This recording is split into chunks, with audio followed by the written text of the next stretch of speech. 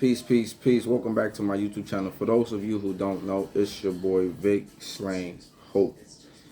And I got another video for y'all, man. In this video, I am going to be talking about how women like to be lied to, right? Like, it don't matter what they say. Don't listen to them, right? When it comes to this topic right here, they're going to tell you that they don't like to be lied to. They're going to tell you they like the truth. But I'm going to tell you what are some things. I got about 5 things or maybe more that they kind of like do in the moments when you are trying to advise them or tell them the truth about a matter, whether it's about them or just a matter in general, but mainly matters when it pertains to them. They do a lot of these things to kind of like try to derail and to be able to not accept what you're trying to tell them. But before I even get into the video, make sure you click in the description below so you can purchase my book, Who Profits When Black Man Gangbang. Also, you can click the link to the documentary, We Came to Heal. And I got my other social medias down there if you care to follow me on other platforms. Okay, so let's get into this video. A lot of times, and this is not just for me, right? So you don't think it's just me talking out my behind. I want you to pay attention, right? You don't, and it don't got to be in your own personal life or situations with these creatures, right?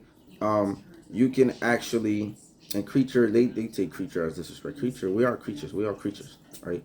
There's different kind of creatures. We belong to the animal kingdom. But anyway, when you're dealing with these creatures, I want you to pay attention to certain things, right? It's not coming from me, but I want you to pay attention to some of the behaviors that might transpire when you are trying to tell them something, right, of truth. So these are not in no particular order, but number one that I have here, right, they deflect the conversation.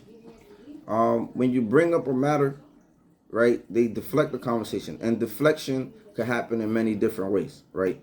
One of the things is one of the main things that they usually do is deflect it right towards you or right up on the man. So for example, anytime you start to talk about something that they might be doing, and this could be in your relationship, this could be in a whatever, not necessarily a friendship, but even with friends, but anytime you start to bring up something like, I didn't like how you did this, or why, or you did that, or you start to bring up certain things that they're doing, they're very quick to say, but what about you, and you did this, and you did that, and it's okay to have grievances, it's okay to have a complaint. But if every time somebody brings up a complaint about you, if every time somebody brings up a grievance about something you're doing, and they're trying to like uphold you to it or hold you accountable to it, you bring me up, or you try to cause some type of other derailment, right? But like I said, the main thing, if they always bringing me up every time I'm bringing you up, and it creates an argument and a friction, and we don't really get to you, this is an example of trying to deflect, right? This is an example when you don't really get to hold them accountable, because now they don't turn the conversation into an argument, and you can't even get to like where you were trying to go and get them to admit fault or even apologize. Okay, so this is one of the things that you're gonna do, and that's just one form of deflection. Another form of deflection is they start talking about something else, which even goes into distraction, but I'm gonna get into that later on. So anyway, that's one of the main things that they do as a deflection. Number two, they start saying things like, oh, you just hate women. Like, you hear this a lot of times where you're trying to educate, or when you're trying to admonish, or when you're talking about certain things. Like I said, it doesn't matter if you're sharing stats. It doesn't matter if you're sharing some type of science to substantiate what you're trying to tell them, right? They don't care. Right, they'll use this method too. Right, this is a different method. Right, they'll say you just hate women. Because now what they do is they try to get you on the defensive mode. Right, because they are defensive. A lot of times when they hear certain things they don't like to hear, that they might know it resonates, it triggers them. So they try to do things to trigger you back and get you to go in the defensive. Right, because they don't like the feeling and the vibe that the conversation is giving them, because you got to be accountable. Right, so now they become viscerally triggered, and they kind of like get offensive. They go on the offensive, and I'm gonna get into the other things because they tend to get disrespectful after that, right? But it takes, it's gradual steps. So, like I said, this is not in no particular order. They'll say you hate women and start calling you a misogynist, or because you might be telling them something that if they were smarter, they could take it and be like, you know what, I do need to change this. I should probably move different. I should probably take heed to what this person is telling me, especially if a lot of people is telling you. But anyway, number 3, they call you sassy. Oh my goodness. Like, shout out to my boy Marvin. He just made a video talking about this, like how chicks will call you sassy just to like end the argument, or try to win the argument, right? Like when they don't really have anything to stand on, or any way to really refute what you're saying to them, and they already probably use these other things and it's not really working. Sometimes they even throw in there like, you act sassy, or like, you over here arguing with women. Like, that's not what a real man does, right? They try to play on your manhood. The manipulation tactics is crazy, and oftentimes a lot of brothers fall for this. A lot of brothers fall for these tactics, right? Because now they playing on your manhood, and that's connected to our ego, and we, again, like I said, they try to trigger you when you are bothering them or making them uncomfortable with the truth. They become defensive first, then they go on the offensive and try to trigger you on purpose. Like, this is how wicked some of these people are. Like, they because they're grappling with something and they can't accept certain things about themselves, and they're not really trying to hear it because they're really not trying to change or accept the truth. They go on the offensive and go on attack mode and try to play on your ego and your masculinity and try to get you out of character. Like, it's sick, y'all. It's sick.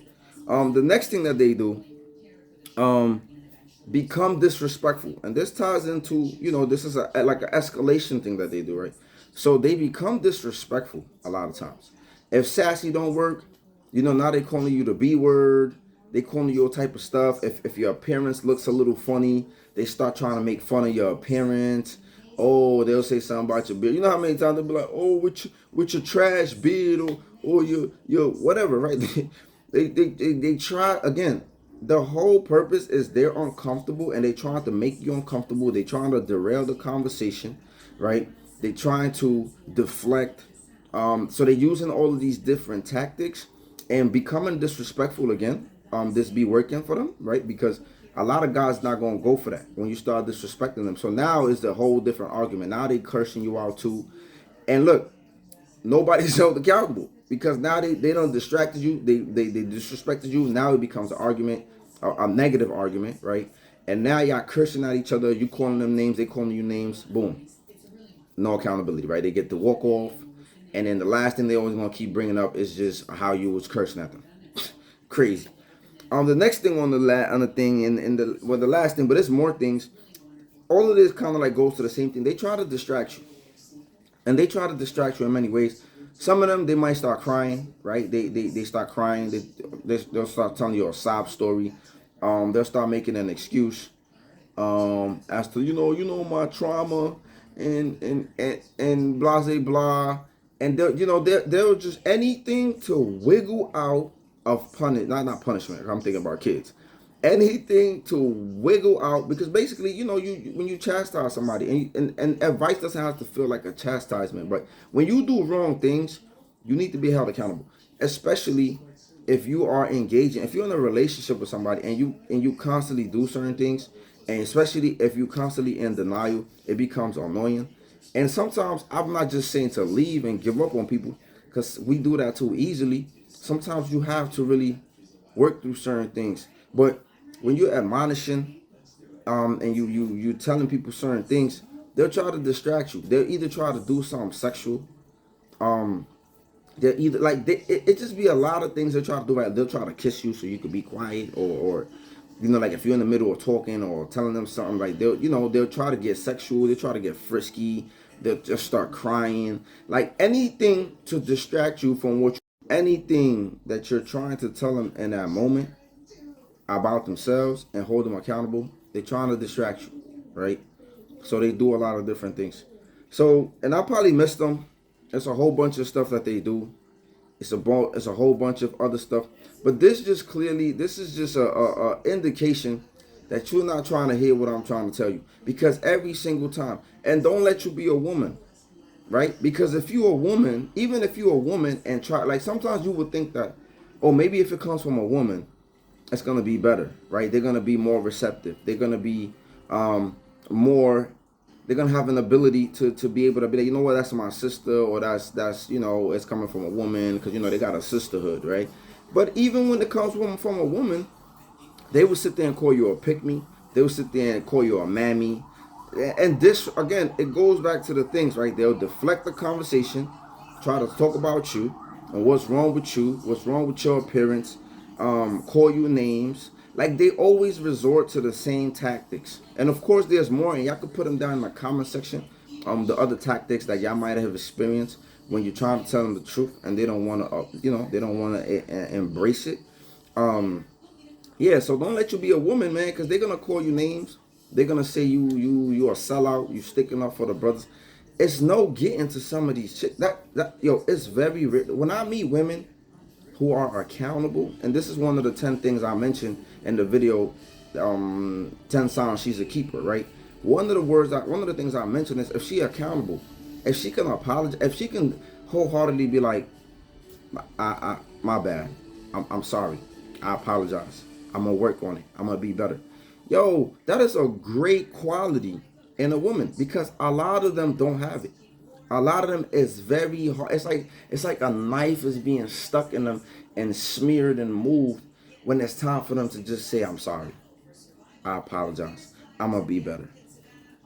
So it's crazy that I even had to make this video, but I encounter these things all the time, and I'm sure some of y'all have encountered this. Anytime you're trying to tell them, boom, they'll deflect the conversation and talk about you and your shortcomings, even though we're talking about them.